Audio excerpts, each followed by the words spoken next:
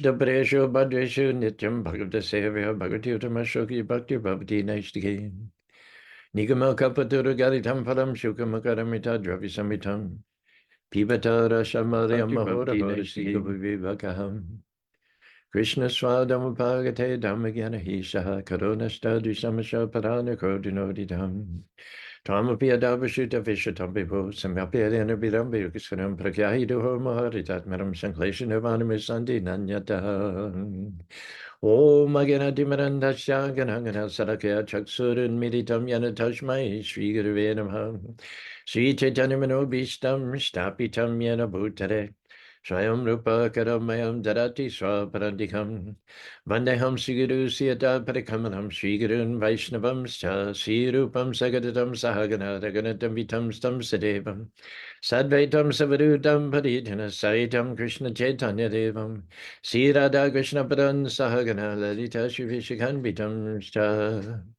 Namo Vishnu Padaya Krishna Pastaya Bhutare Srimati Bhakti Vedanta Swami Tinamani Namaste Sarasati Devi Gauravani Pachari Nirvishesa Sunivadi Praskatade Sri Krishna Chaitanya Prabhu Nityananda Sri Advaita Gadadhar Shivasari Gaur Bhaktivinoda Hare Krishna Krishna Krishna Hare Hare Hare Ram Ram Hare Hare. Thanks for joining me, T2 and Rob so far.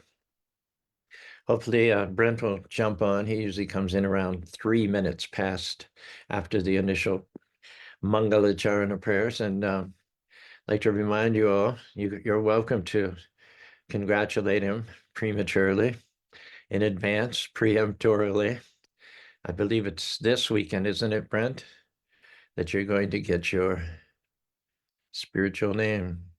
Going to Mountain View, which is the base for great devotee and spiritual master, Vaisheshika. And he's going to take his initiation from Vaisheshika. Couldn't recommend anyone else even more highly than Vaisheshika as a sincere, blissful, inspirational, spiritual mentor.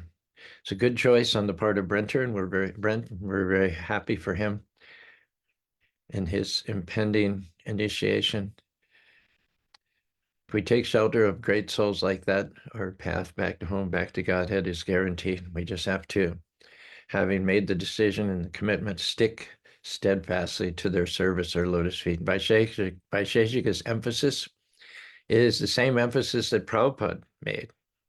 Prabhupada said, if you ever get money, print books. Vaisheshika is a lifelong book distributor. And taking a page from his book, so to speak, pun intended, Brent is also our local. He's the spearhead. He's the point man for book distribution in Utah. So we wish him well. We wish him all success. We're very happy. And he's going to be giving the talks week after next also when I'm going to be in Sault Ste. Marie, which happens to be the birthplace of both Natasha and Larry, two of our local supporters who now live in Alpine, Utah, but who were born, in Sault Ste. Marie. Prem Kishore, the doctor from Thunder Bay, is doing his first Festival of Colors abroad. He's done many wonderfully successful and well-attended events in Thunder Bay, which is in northern Ontario, just on the banks of Lake Superior.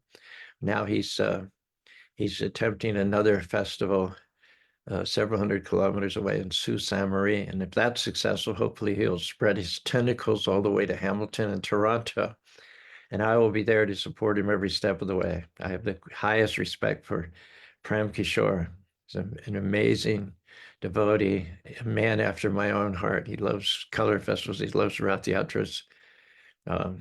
He loves preaching, and he has an insatiable desire to expand and expand and expand and expand. Now that's the spirit.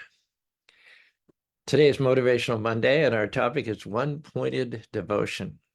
We've discussed extensively, I believe, last week, how it is virtually impossible to attain to Krishna consciousness on one's own, not by scholarship, not by yogic practice, not by asceticism, not by church attendance, not by learning shlokas, not by giving 10 or 20 or 30% of your salary. None of those activities alone can ensure that you get the mercy of the Lord, because all those activities depend upon your skills, your talents.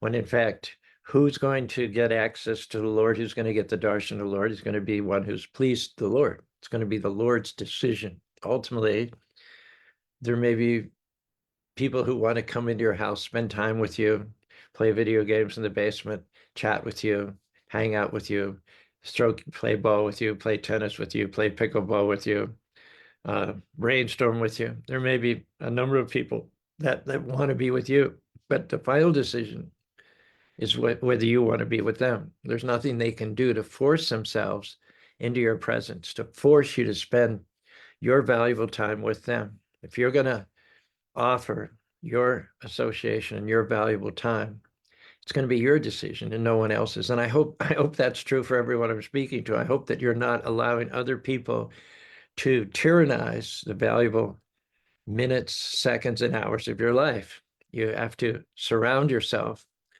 with people who are going to build you up, who are going to challenge you, going to inspire you. Someone said, if you're the smartest one among your circle of friends, you need to get a different circle of friends.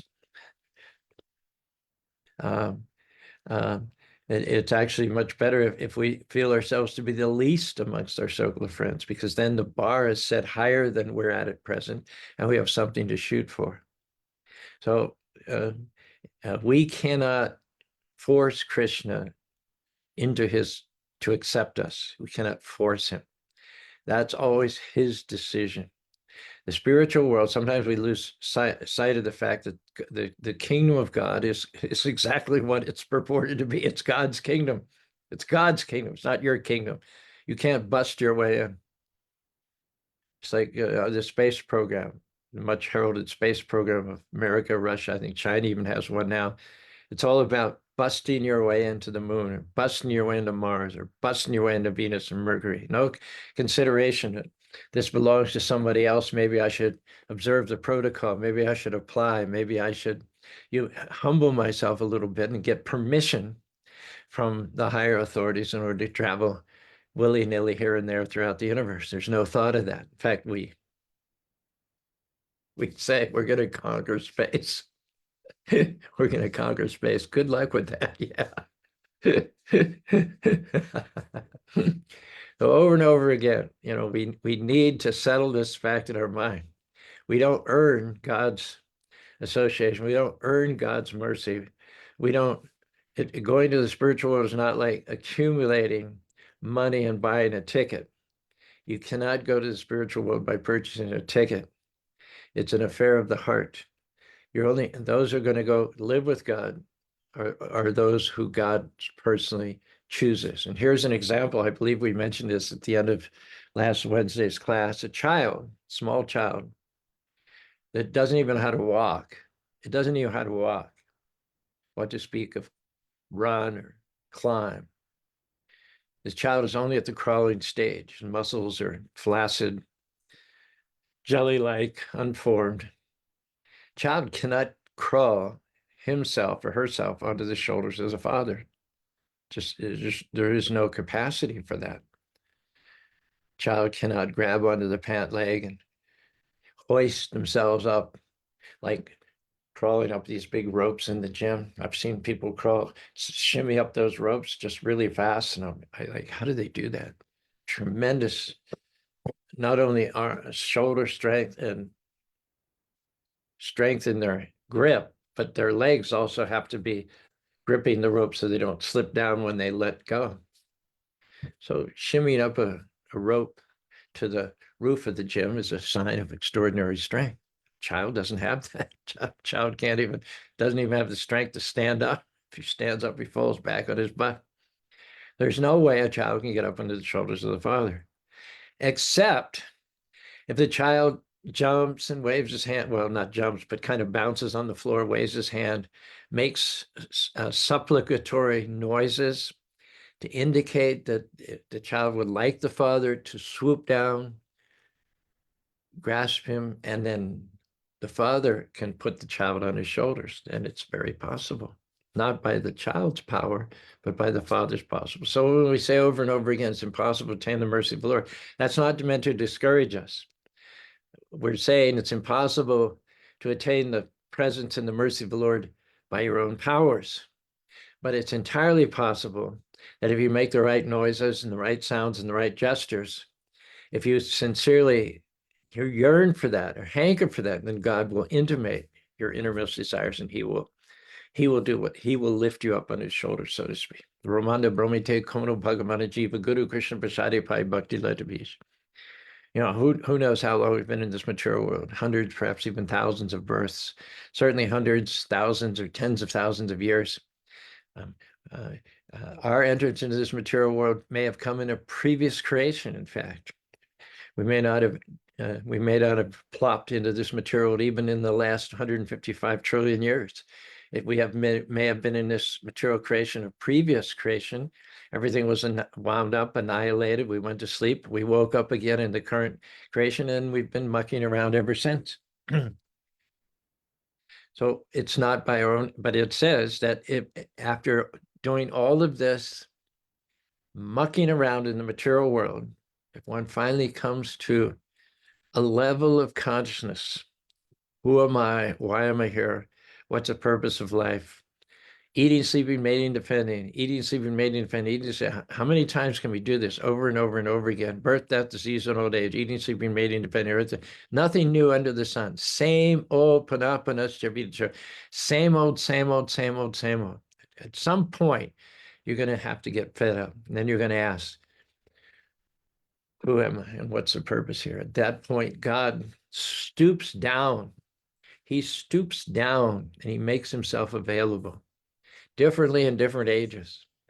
In the Satya Yuga age, he was available through meditation. In the Dwapara Yuga age, he was available through austerities and great sacrifices. In the Dwapara Yuga age, he was available through elaborate temple worship. And in the Kali Yuga, Kalotad Hari Kirtana, he's available in his holy names. This is the way God stoops down to make himself available to us in this age. He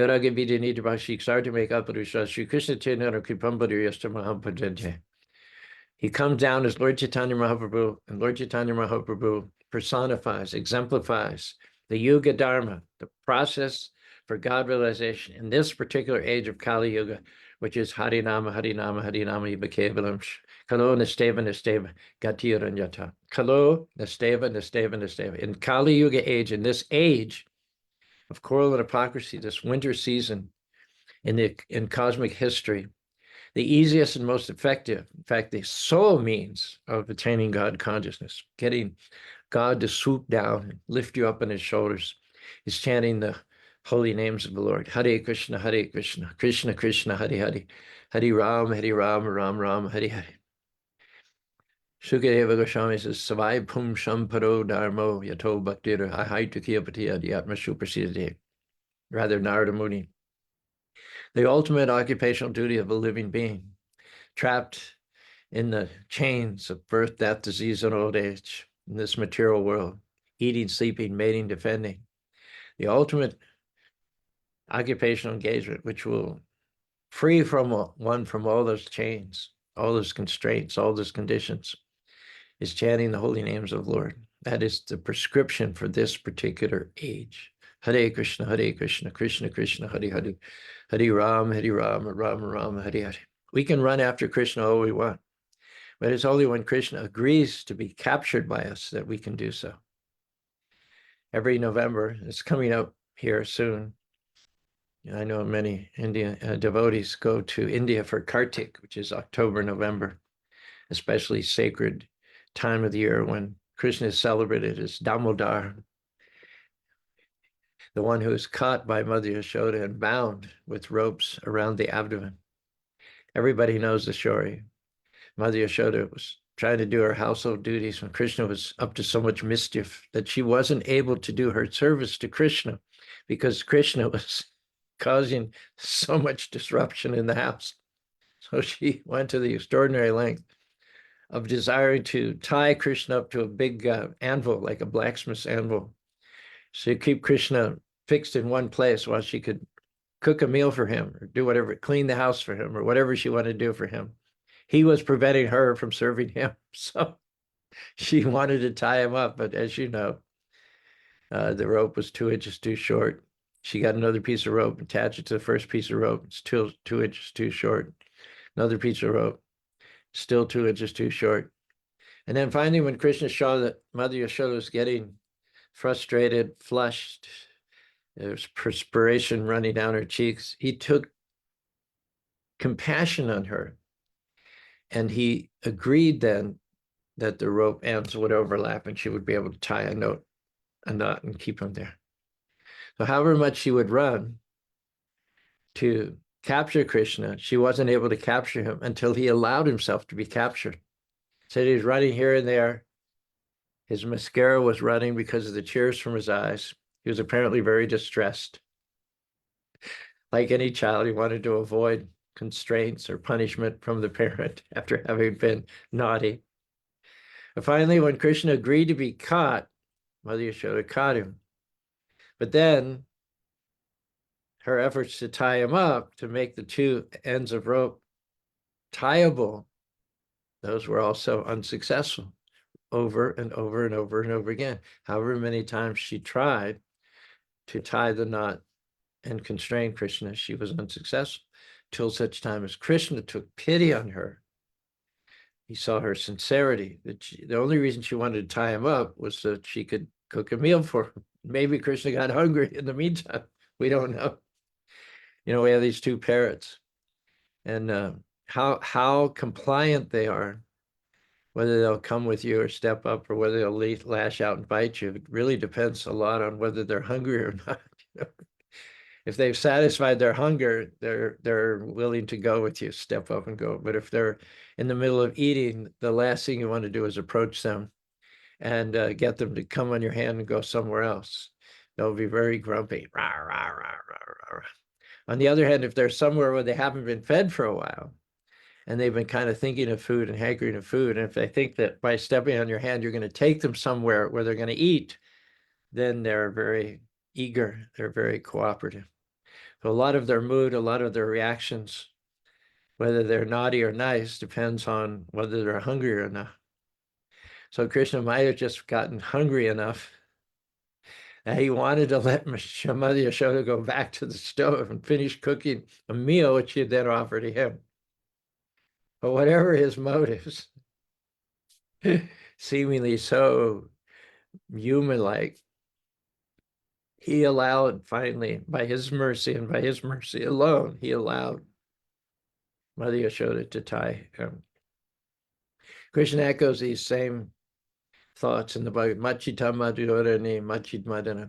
Only to one who meditates upon Krishna and who chants his names constantly does Krishna remove the obstacles by which one can cross the ocean of birth and death. The pivotal point is one-pointed devotion. That's the magic. That's the formula. That's your pin code, is one-pointed devotion. And how does that devotion funnel itself to the lotus feet of Krishna? Because in this material world, everything competes to fragment, to splinter our concentration in a million different ways. Everybody is dealing with this addiction nowadays. You may not be addicted to drugs. You may not be addicted to alcohol. There may be so many things you're not addicted to, but the big addiction nowadays is scrolling. How many of us have just gone on Instagram and gone on Facebook, and then something comes up. The analytics, the logarithms know where we've gone in the past, where our interest lies. It's really insidious, diabolical. And we see something that we've already revealed our hand. We've already shown ourselves to be interested in this one area. And then it just comes and comes and comes. And it's like, it's so conniving, it's so clever. It already knows where your interests are, and it feeds on those increase. And then the more if you click the next one, then it's like tar baby. You touch the tar, you can't get your hand out, and then you put another hand to try and get leverage and pull the original hand, then both your hands are stuck. Then you try to get yourself free by putting your foot in one foot and another foot. Before you know it, you're totally bound up. So we get to the point where we can't even touch our phone without all these things coming up, to hijack our mind away, We definitely have to swim against the tide. We definitely have to climb uphill in this age of scrolling. We have to resist the temptation to go with the flow. We have to strive for one pointed devotion to Krishna.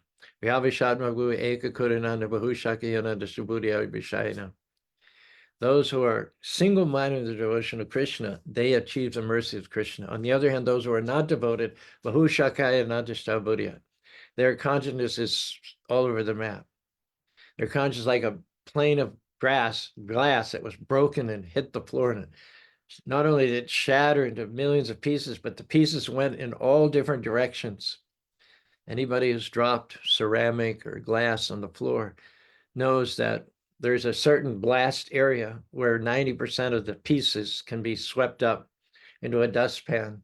But then you have to be very careful, because depending on the angle and the velocity that it hit the floor, some of those pieces could be way on the other side of the room in unexpected places. And so if you're going to walk in bare feet anywhere in that area, moving forward, you need to really, really scour that area throughout the whole space and see where some pieces of glass may have ended up. So those who are not single point in their devotion, they're just the opposite. There's a poem that you all created. Most of these lyrics are from you all. We just brainstormed one morning. Carmen, who's quite a wordsmith herself, she's quite an academic. Lee, glad to meet you. Lee Lavati, I hope you're feeling well. My gosh, I had no idea. 7 days you've been sick. 7 days. Everybody give Lee Lavati a get well soon note, please. 7 days is long enough. You've suffered enough. We need you back at the temple, back into your Uber, back distributing books, back smiling, back spreading your sunlight. I was shocked when I saw your post yesterday. You were pale and morose and drawn, and you said that you were at the tail end of 7 days of illness. Well, I hope that the light is there. Okay, where were we? Ananya Cheta Shmadata, those who undeviatingly, uninterruptedly remember me. Those are the ones for whom I am available, and those are the ones that I remove the obstacles. I give such ones my protection, and I very easily make myself available to them. So in order to do that, we have to remove distractions. So therefore, this poem I'm going to share with you, it's called Shopping Mall. You may have heard it before. You may have helped compose it. Brent had a hand in it. Natasha had a hand in it. Carmen had a hand in it. Britta might have a hand in it very well. This world is like a shopping mall, hustling, bustling, and loud. Distractions and attractions abound. Sights and sounds can enshroud like clouds obscuring the ground. We don't want to wander in the crowd, lost, aimless, our mission forgotten, our commission under remission. Life's endless paths distract and delay. The stores in life's mall can lead you astray. Better discriminate to see Maya's bait, stick to the straightaway in order to reach heaven's gate. It's not worth the risk to stray from Krishna's shopping list. Better not too much stopping, hopping from aisle to aisle, swapping precious minutes for trinkets. Here's the gist of Krishna's list. Chant my name, claim my protection, let go of tension, let my affection sustain you. Keep your attention on me exclusively. When you enter Maya's store, it's better to get less than more. Stick to the list. Don't miss eternal Krishna bliss because of the hiss of Maya's kiss. Be focused like the flower that looks only for the Focus like the bee that looks only for the flower, not the stem or the leaves. Devotees can take oil from water, milk from honey, that clean from the soil. As you traverse life's plane, do what you came for and nothing more. Don't be tempted by the glitter, filter out the litter, rather than frittering away your life, splintering consciousness and going astray. Stay the course back to the source, the absolute truth, the root of creation, the ever-existing youth who plays upon his flute. Don't get distracted, in other words. By the way, we have something from Brent here. I'm gonna just interrupt ourselves to insert these creative lines from Brent. We can say we will conquer space, but we'll only reach God by his own grace. We can't obtain mercy by our own powers. Better to offer with devotion, water, leaves, fruit, and flowers. Krishna can't be bound by force or material pleas. He'll only let you capture him if he agrees. Only with one pointed devotion can we cross the ocean. That's one of your better creations. We can say we will conquer space, but we'll only reach God by his own grace. We can't obtain mercy by our own powers. Better to offer with devotion water, leaves, fruits, and flowers. Krishna can't be bound by force or material pleas. He'll only let you capture him if he agrees. Only with one pointed devotion can we cross the ocean. Excellent, excellent. What qualities does Krishna look for in choosing those with whom he will associate? If someone's going to come into your house, spend time with you, hang out with you, um, share thoughts with you, um, pursue interests with you, play games with you, what kind of qualities do you want that person to have? It's like I'm going to Sault Ste. Marie for a Festival of Colors, and I mentioned I was going to fly to Detroit and then take a rental car from there. So the organizer, Prem Kishore, said, "Oh, okay, this other entertainer's coming, and he can also fly to Detroit and keep you company on the 5-hour drive." So I had mixed feelings. I said, "That's good. He's a friend of mine. We get along together. We talk together." But at the same time, I also like to be alone. I like to, while I'm driving, put my headphones on and review all my poems and everything, which I will be a little bit inhibited in doing with company in the car. So it's, you're going to spend 5 hours with someone, so you run through the pros and cons. What qualities are going to be in the person that I'm going to spend sustained periods of time with? And in this case, I'm quite happy. I mulled it over. I did the pros and cons, and I decided it's a good thing. Janar and I are good friends. We've spent a lot of time together. He's not imposing. He's easy to get along with. And so, yeah, I'll have company, and I won't necessarily be inhibited. He won't mind if I am quiet for an hour or two while I'm got the earphones on. So yeah, after mulling through it and going through his quality, I decided, yeah, this is a good thing. It wasn't my arrangement. It was kind of foisted on me, but I'm glad it was. So similarly, what runs through Krishna's head when he's, making a determination whether one can spend time with him or whether Krishna will offer his association? The first quality he looks for is the quality which is the greatest in God himself. What is that quality? Nam namaki bahudani sarvashakti shatapita nimatesh maranena kanaham. Says there are no hard and fast rules for chanting the names. Krishna is inside the names. Krishna has made himself available in the names. You can claim Krishna by chanting his names. This is the above and beyond. Wealth in the millions, beautiful women, spell of fame, worldly acclaim, totally lame compared to the champagne chanting the holy name. This is the highest practice, the highest um, um, um, availability that you can get for the Lord in this current age. The Lord has made himself available through the names. And considering this, who's going to show mercy by distributing those names far and wide? It's one thing to take the names for your own enrichment, for your own salvation, but it's another thing to risk life and limb in an atheistic negative world, to go out and knock on door to door, go from person to person in the shopping mall or the airport, and offer them the opportunity to chant the names of the Lord, access the Lord, and go back to God. I'm learning some verses from Prahlad Maharaj. One of those prayers from Prahlad to Nrsimha is, I see the sages blazing through their ascetic engagement, seeking their own salvation, but they close their eyes, they turn their backs on the materially attached. But Lord, I ache for the lost and misled, chasing false dreams. Their hearts are unfed, building empires, holding families so tight, unaware of your eternal blazing light. I feel their pain, their struggles I see, chasing illusion, their hearts yearn to be free.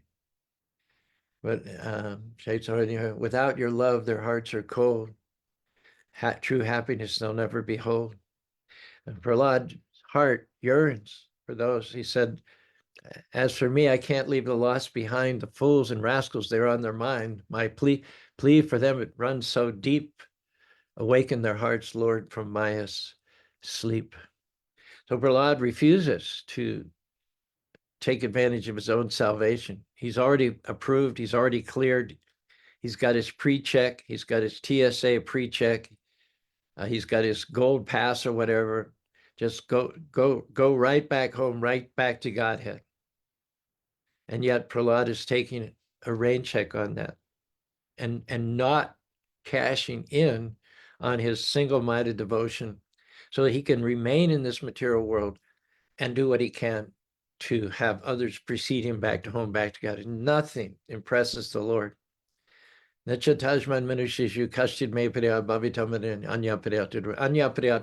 Priya means dear, anya means others. Krishna says there are no other categories of living beings, not philosophers, not ascetics, not yogis, not religionists.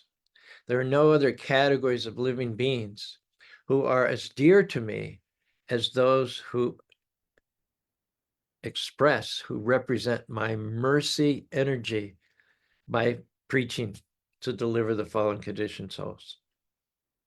Mercy is the greatest among the greatest. It becomes the monarch better than his crown. 'Tis mightiest among the mighty. Recently, we had Agni Dev come amongst our numbers here. He relocated from Trinidad and Krishna Prasaya, located from Seattle with her two sons. They've been here a couple of months. So Agni immediately started Sankirtan, going downtown Salt Lake City every Saturday at 4 o'clock. Devotees meet at the Cache Valley Bank on South Main Street. I think it's 79. And they go through the Gateway, City Creek Ball, and places where people congregate, chanting the holy names of the Lord. And other congregational members are encouraged to join them. I've been several times myself. Of course, anybody would love to just tag along with Agni, his beautiful singing voice. And Krishna Prastai has a harmonium, mini harmonium that has a strap and it rests across her shoulders, and she plays as we go along. Her son Mayapur comes and plays the kartal. So beautiful, beautiful presentation, beautiful music. And more than anything, this gets the mercy of the Lord. Later on at 7 o'clock in Salt Lake City, there's a wonderful program, Kirtan, RT, Prashadam, talk, PowerPoint for first-time comers to try and ignite that spark of Krishna consciousness, try and get them started on the path.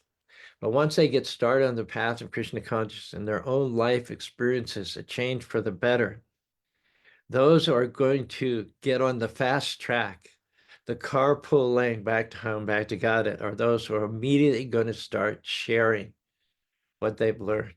They're not going to take it and lock it away.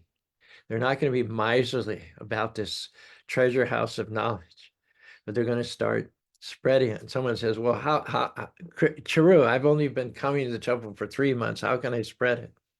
Well, even however much modest advancement you've made, even what to speak of 3 months, even after a week, even after one night, you're much further along than the average Tom, Dick, and Harry. You could have gone to the temple one Saturday night. If you actually listened and took notes, you can go to your barber, you can go to your hairstylist, you can talk to your workout partner in the gym or your running partner when you go out in the morning, or your wife or your kids, and you can share the gems of knowledge which have been given to you. And if you do that, you'll not only be advancing and enriching yourself, but you'll be doing good to others. When Prabhupada first got the order to come and preach in the West from his spiritual master, I believe it was in 1922, spiritual master, without any preliminaries or any pleasantries, Prabhupada came in and he bowed down. And as soon as he came upright, his guru, future guru to be, Bhaktisena, said, you're a nice, educated young man. Why don't you preach in the English language? And then he said, that will do good to you. That will do good to others. That would do good to you, and that would do good. So that when Krishna's evaluating a candidate and mulling over the qualities in those people with whom he's going to associate, mercifulness, compassion, He's right at the top of the list. Sometimes the Indians, who comprise the majority of people who attend our temples, they ask about the dancing, especially the brahmacharis. They're known for their exuberant dancing. I remember in Los Angeles, it's a small temple room. I was there for 10 years, and on Sunday, 4 or 5 brahmacharis would start dancing, and it makes the densely packed crowd. And they would be jumping up and down, getting pretty frenetic. And I like that. It's nice. But 2 concerns were there. One is I hope that, they wouldn't jump up and come down on the foot of a 75-year-old Indian man. That would not be good. And the other is the Indian themselves. They would come and with their eyes half closed, they wouldn't dance. The Indians, especially the elder Indians, they wouldn't dance. In fact, they seemed to question the whole dancing of the young people. They would look aside and kind of knit their brows, and as if to say, I came here for peace. I came here for serenity. I came here for calmness. What is all this jumping up and down and crazy movements like that? Well, the Indians themselves, when there's a wedding, before the parties go inside the temple or the hall to exchange vows, there's what's called a milni, Bharat milni. And this occurs outside of the wedding hall, in the streets, as you will, where the groom's family, not only the groom, but the groom's family, they all come and they're greeted by the bride's family. If you can afford it, the groom's riding on a horse.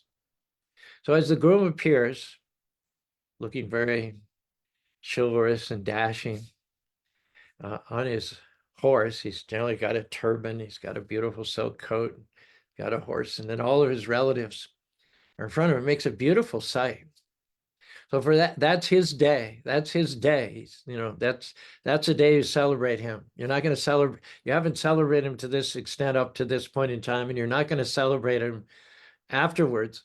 But this is his day. So for that one day, everybody around that groom, from his side, and also by way of receiving the party from the bride's side, if you've ever been, you know exactly what I'm talking about. There's singing, dancing, playing a musical instrument. The ladies going, and the men are dancing and smiling.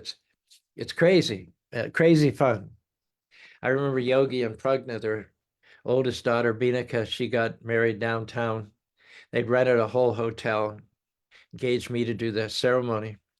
So I stood in the lobby, and my job is to get the mother of the bride to greet the groom on the threshold, give him a dot and offer some incense, give him a present, and put a coconut in his hands. So the Bharat Milni took place out in the streets, downtown Salt Lake City. This is 20 years or so ago. This kind of thing was unfamiliar to most people. Now, much less so. So right out in the street, downtown Salt Lake City, there's this huge couple hundred people coming down. They didn't have the horse. They didn't have the horse. That was one omission. But there's lots of people coming and then being greeted outside the hotel by Yogi, Binika's family, and then her groom to be, his family, and all the dancing and singing, musical instruments and all. It stopped traffic, the vehicular traffic, the pedestrian traffic. Everybody had to stop, their mouths dropped. They couldn't believe it. It was this huge celebration right downtown Salt Lake City.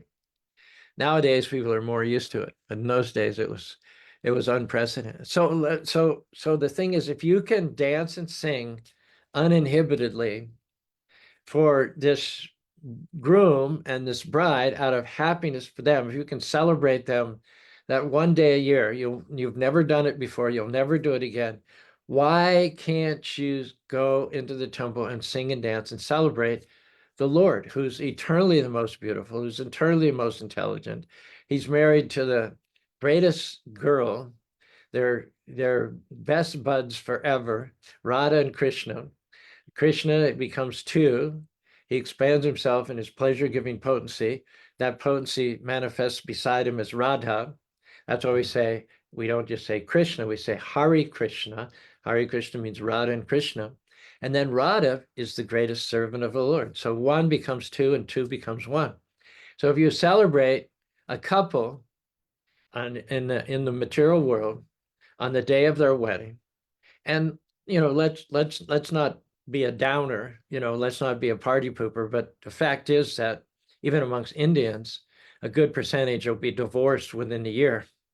So if you can celebrate them for one day with at least a 20% chance among the Indians of a divorce within 3 years, why can't we go into the temple and dance and sing and celebrate Radha and Krishna, whose love is completely selfless, has no material selfishness, no material contained. They've been together forever and they will continue to be together forever. So why are we looked upon askancely by Indians who think, oh, I just come to the temple for peace and calm? Also, one feature of people at an Indian wedding or dancing like that prior to the ceremony is they don't care.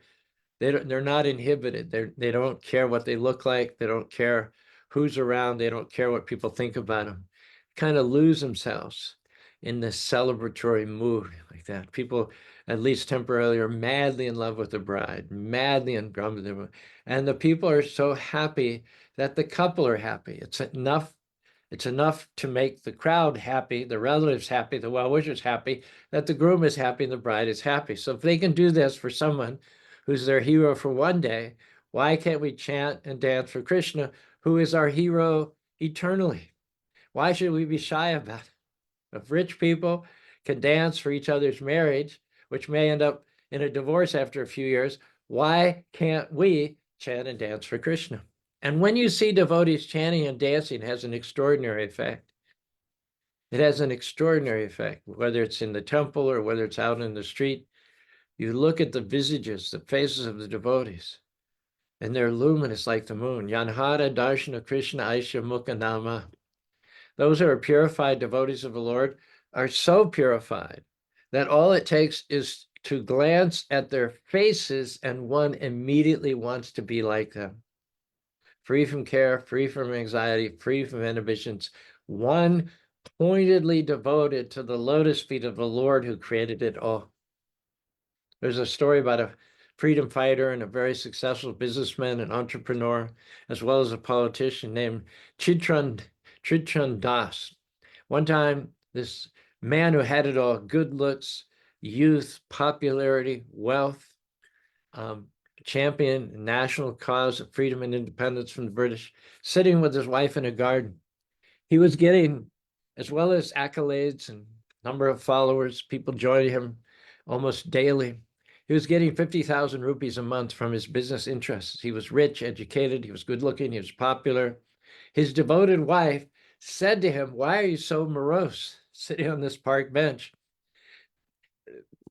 Simultaneously, a sadhu came by, a Krishna devotee. He had his beads and he was chanting Hare Krishna, Krishna Krishna. And there was such a look of beatitude, such a look of transcendence, so bright, so much brightness in his face, that Chitran Das said in response to his wife, he said, if I could be like him, then I would be happy. This is the power of devotees. Simply by exposing their face full of beatitude in public, other people want to become devotees. And such devotees want nothing more than others to be happy by connecting with Krishna through his holy names. This desire is so prominent in Krishna and in his devotees, this tendency towards mercy and compassion, that Krishna himself took the trouble to come down from the spiritual world, incarnated as Lord Chaitanya Mahaprabhu, and spend 48 years here on this earthly planet, doing nothing more than chanting Hare Krishna, Krishna Krishna, Hare Hare, Hare Rama, Rama Rama, Hare, and encouraging others to do the same. For more on the qualities of devotees, tomorrow, our time is up today. We've got No Shil Mehta. He says it's quite a celebration, referring obviously to Indian weddings. He says, I'm Indian and I approve this message. So thanks for your stamp of approval. No shill. And yeah, let me read this once more. This will be the third time, but it's right on. Brent says, we can say we will conquer space, but we'll only reach God by his own grace. We can't obtain mercy by our own powers. Better to offer with devotion water, leaves, fruits, and flowers. Krishna can't be bound by force or material pleas. He'll only let you capture him if he agrees. Only with one-pointed devotion can we cross the ocean. Thank you very much for that. Britta, Hari Krishna from Ogden. Hi, Bobby. Thanks for joining us. Lilavati, we all wish that you recover soon and get well. And Titu, Purvayashta, Purkayashta. Thanks for joining us, Titu, pretty consistently recently. And Rob, are you there? And do you have any takeaways for us this Motivational Monday? Hare Krishna, Prabhuji. Haribo, you're there. I have a couple. Nice. When a devotee reaches rapture, it is because Krishna has permitted his capture. When a devotee reaches what? Rapture, it is because Krishna has permitted his capture. Right, right. The Christians talk about rapture a lot. The rapture. You get the rapture only when Krishna permits his capture. Nice. It is God's decision to bless us with spiritual vision when we sincerely ask for his intervention. Mm-hmm. Mm-hmm. Live your devotion, don't just go through the motion, and you will cross the Neshan ocean. Nice. When we chant and dance, it should be for Krishna and Radha's sidelong glance. Beautiful. Beautiful. Well, thank you. Thank you and Brent, both of you, for putting your creative powers to work and helping us churn the ocean of the nectar of devotion on this Motivational Monday. We'll be with you this time tomorrow. In the meantime, chant Hare Krishna, Hare Krishna, Krishna Krishna, Hare Hare, Hare Ram, Ram Ram, Hare Hare.